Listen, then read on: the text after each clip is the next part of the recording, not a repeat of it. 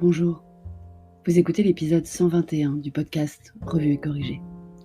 Ce podcast est tiré d'un billet du blog publié le 9 juillet et s'intitule « J'ai plus 20 ans ». J'ai mal partout. Hier soir, deuxième soirée à Paris, j'ai vraiment profité de ma ville comme je vous en parlais à l'épisode d'hier. Guinguette sur les bords de Seine, avec rosée qui coule à flot, planches de fromage, charcuterie et une compagnie juste idéale. Sauf que je n'ai plus 20 ans, ni 30, ni même 40 si on compte bien. Et que sortir jusqu'à pas d'heure en pleine semaine, avec du rosé qui coule à flot donc, ça a aujourd'hui des effets que ça n'avait pas il y a encore peu il me semble, mais pas si peu que ça. Donc je me traîne. Je me suis traînée pour sortir du lit, pour boire mon café, pour faire ma valise. Je me suis traînée dans le métro, à la gare. Dans le train, j'ai même réussi à me traîner en restant assise. Dans le tram aussi, ou sur mon canapé en rentrant. Mais que c'était bon. La soirée d'hier vaut toutes les fatigues du monde. La bande de joyeux lurons de Bonjour PPC, la rédac-room en goguette, que dis-je, en guinguette, ça faisait longtemps que je ne les avais pas vus IRL, in real life, même si je leur parle quasiment tous les jours sur Discord. Un de ces petits bonheurs merveilleux qu'on savoure, ce dont je vous parlais à l'épisode 108. J'ai tellement savouré que je n'ai pas vu l'heure passer et que je suis rentrée donc beaucoup plus tard que prévu et encore plus tard que d'habitude. Fatiguée je suis. Mon crâne ne me remercie pas ce matin, mais il n'a que lui à blâmer. Je me suis fait comme on dit, et ça ne présage rien de bon sur les futures soirées devant la piscine, dans une des régions les plus chaudes de France. Mais je n'aurai pas le réveil le lendemain matin déjà. C'est bientôt les vacances, et Paris avait déjà un air de vacances hier soir. Métro quasiment vide, soleil éclatant, robe légère.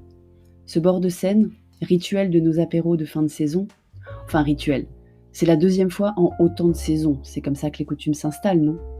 Ce bord de Seine donc était bondé, des tablées impressionnantes, une file d'attente de dingue, de la musique, des gens heureux.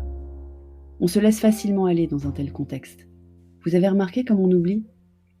Arrivé déterminé à rester à distance raisonnable et à respecter les gestes barrières, j'ai fini par faire des hugs, plus acceptables apparemment que des bisous à la française.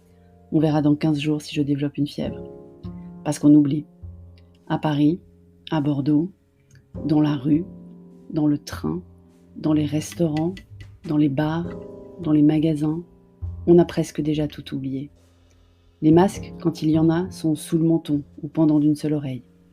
Le gel n'est plus utilisé par tous à chaque entrée ou sortie de lieu. Les distances de sécurité sont réduites à peau de chagrin.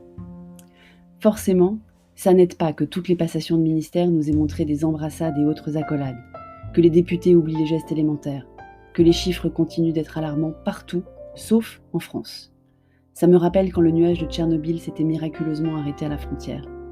Décidément, on a vraiment envie de croire ce qui nous arrange, biais de croyance s'il en est. Sur les biais cognitifs, je vous ramène à l'épisode 69. Pourtant, Le Monde titre aujourd'hui, enfin demain, « La planète reste sous la menace aiguë du Covid ». Et la une de Libération n'est pas plus rassurante. Jean-François Delfrécy, « Les Français ont abandonné les gestes barrières ». Ça va revenir, je vous disais. Je vous en parlais déjà le 10 mai dernier, lors de l'épisode 78. Ça va revenir. La saison 2 est pour bientôt. Merci de m'avoir écouté. Si vous écoutez sur Apple, surtout laissez un commentaire avec vos 5 étoiles. Et sur toutes les plateformes de balado-diffusion, abonnez-vous et partagez. À bientôt.